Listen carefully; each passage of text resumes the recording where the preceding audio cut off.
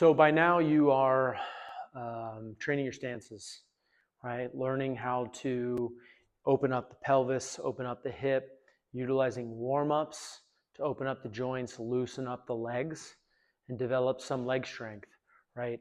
Horse stance, bow stance, flat stance. And now we're going to move into some one-legged stances.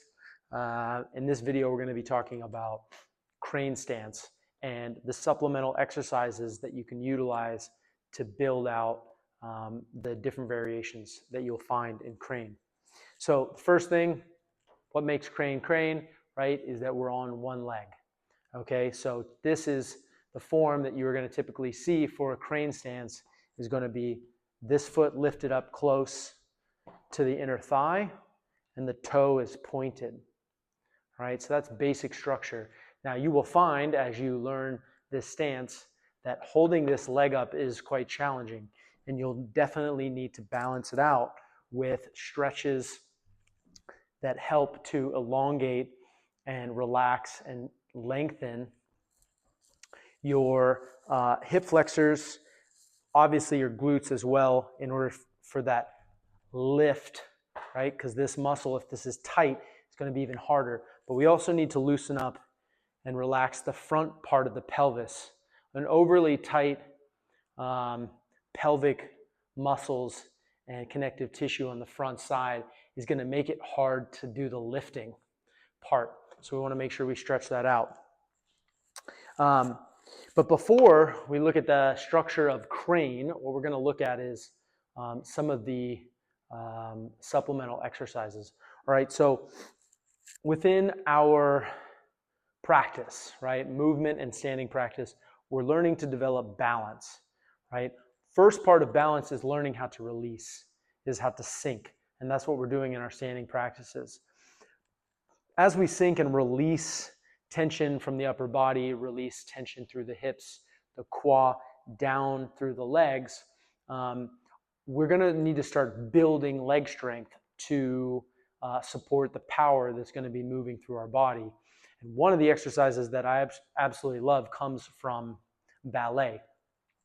So, and there's a reason I always point out, especially to male practitioners, that there's a reason why male ballet dancers can jump so high, right? So if we're looking for lightness kung fu, if we're looking for the ability to jump and be nimble like ninjas, then we need to develop leg strength in a very specific way.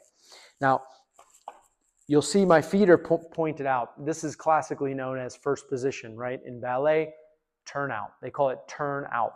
So we turn out our feet and we start to develop that the glutes and the thigh muscles by turning the feet out this way. Now, for some of you, this is going to be actually quite easy because there is overly spiral. We're already working with open toes. And this is going to also help that. But just know that compressing in the sacrum here is not the goal. The goal is to strengthen the legs. So once you've got your first position, what we're going to do is we're just going to start to go up on our toes. And already you'll see this is a balance exercise. So up on the toes, back down with the heels close together. Your turnout does not have to be super impressive. Okay, it's not really about the turnout. What the turnout is doing is it's creating the conditions for the big toe to be the focal point. If we have our feet flat and our feet are parallel, if our feet are parallel and we go up on our toes, it's actually quite easy for us to use the outside of the foot. Most people will, right? The pinky, the outside arch, because of our natural, whatever natural conditions are present for us in our balance. So we turn the toes out because in this position, it's actually very difficult to use the little toe. We'll basically just fall over. So we're forcing the condition of utilizing the big toe and firing muscles through the legs in a very specific way. Okay, so you go up, you go down, you go up, you go down, you go up, you go down. And you would do this 10 times in a row. That would be considered a set, right? 10 times in a row. A good practice session will involve at least 10, if not 20 or even 30 total, 2 to 3 reps. and you will feel your legs working in a very specific way.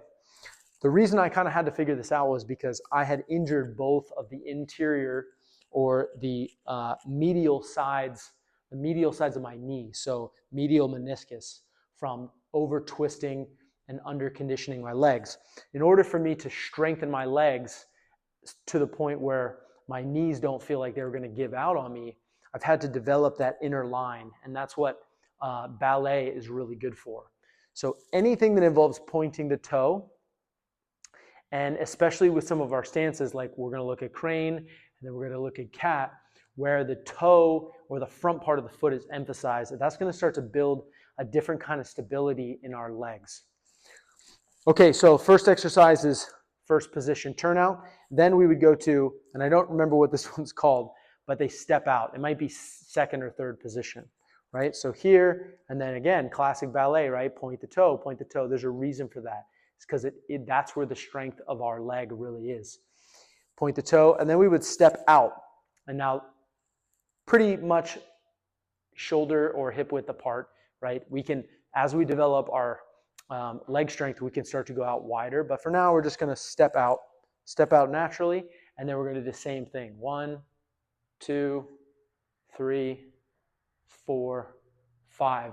And we're going to resist the temptation to turn our heels out. 1, 2, 3, 4, 5, all the way up. Okay?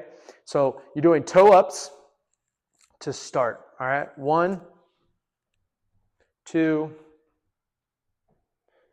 And now what we're going to do is we're going to go on one leg. All right? Now this is next level. And this is going to be challenging until you have developed a real solid foundation of that big toe press, all right, which is going to be to go up on one foot. 2, 3, 4, 5, 6, all the way to 10, and then other side. Okay, if you need to hold on to something, that's totally fine, right? Stability is good while you're developing that strength. And what it's doing is creating the conditions around the knee, the quads, the thighs, the shins, the interior, the medial side of your leg to press through the toes and encourage the toes to actually really work hard all the way through. This is opening and creating space in the connective tissue lines of the body. All right, in the next video, we're going to go over crane and how to begin training it. But before you train in the crane, focus on developing your leg strength through the stances and specifically working on lifting and pressing through the toe.